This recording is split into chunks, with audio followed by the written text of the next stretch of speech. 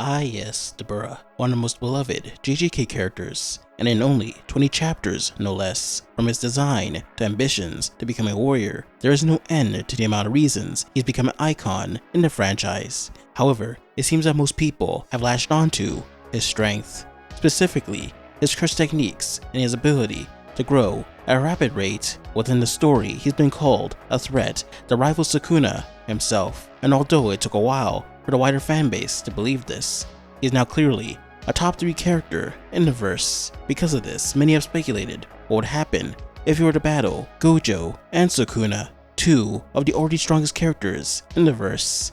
And honestly, I don't really understand why, because Dabura is so monumentally above them in power. That's basically the difference between Garfield and Heathcliff. Okay, I'm exaggerating. The fight would actually be a lot closer than you think. Dabura's curse technique is light and an unknown aspect. Light is self-explanatory, but the unknown aspect is apparently something that cannot be uttered by a human tongue and is meant to be killing intent itself. Now, it's never been properly explained up until now, but I assume it's meant to be what gives light a physical form. Anyways, with Dabura's curse technique, he's able to manipulate light to a precise degree, having the ability to fire them out rapidly from any direction, angle, and shape. This light is incredibly powerful, being able to cleave through skyscrapers with ease and create giant explosions on impact. And because it's light, that obviously means it's incredibly fast. Dabura doesn't just fire light, he's also able to tap into that power to move at a similar velocity. Now, he's been stated to only be sublight, but that's still like 99% the speed of it, meaning he's still the fastest being in the universe and can traverse the planet multiple times in a second. This ability is especially devastating in combat.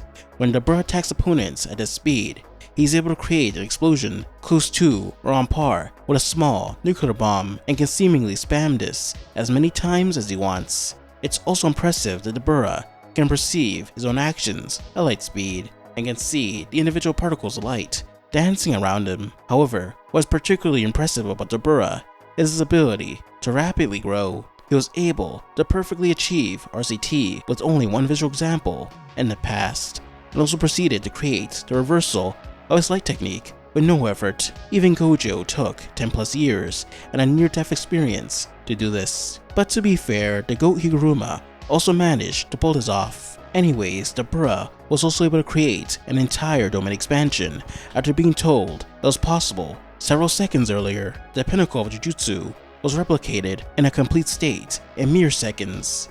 That should tell you how much of a monster Dabura really is. And with all that said, how the matchups against Gojo and Sukuna go? Well, Sukuna kinda just dies. He literally wouldn't be able to perceive the light, let alone dodge it.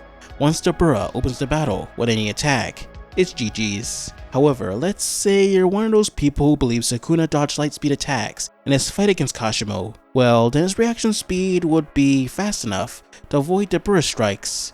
Dabura would then be cooked, as he would be unable to see Sukuna's dismantle attacks. Okay, to be fair, if Sukuna happened to be the first to attack when the battle began, he kinda just wins right off the bat. But I think Dabura would go for the kill first, judging from his blatant overkill against Mahoraga. Is this overglazing? Probably. But let's say both of them were evenly matched, and this battle turns into a domain clash. Who would win? Well, obviously Sukuna. First of all, Dabura's domain is new, and shouldn't be nearly as polished as Sukuna's.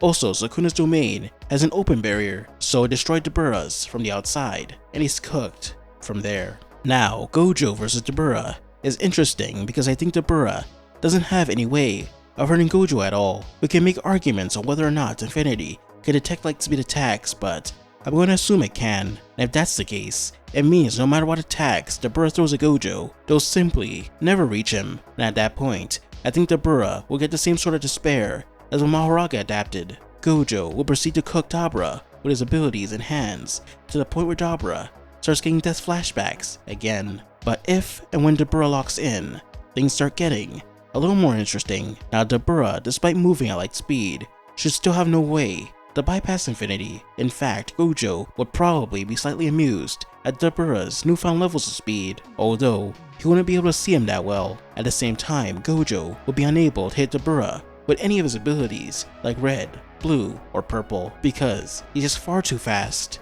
I highly doubt the pull of blue is strong enough to stop a lightspeed opponent. He'd also be way too fast for Gojo to reliably catch him in a limited void. Both Gojo and Dabura will be in a deadlock where neither can really hit the other. But to be honest, I think Dabura will be the first to break it. Remember, the guy can casually create complex techniques from just thinking about it. So what if he wonders, how can I get past this man's unbreakable defense? Is it really that far-fetched that he'd unlock domain amplification right off the bat? Stick with me here. If he unlocks domain amplification, runs at light speed around the world, turns off his light ability, and activates domain amplification right before hitting Gojo, then Gojo is just outright cooked. There's literally no way he can see it coming, and there's no way he can tank an attack with that much momentum behind it. The only way Gojo wins is if he uses Unlimited Void early in the fight, or happens to get the timing just right to hit Dabura with it as he's moving at light speed.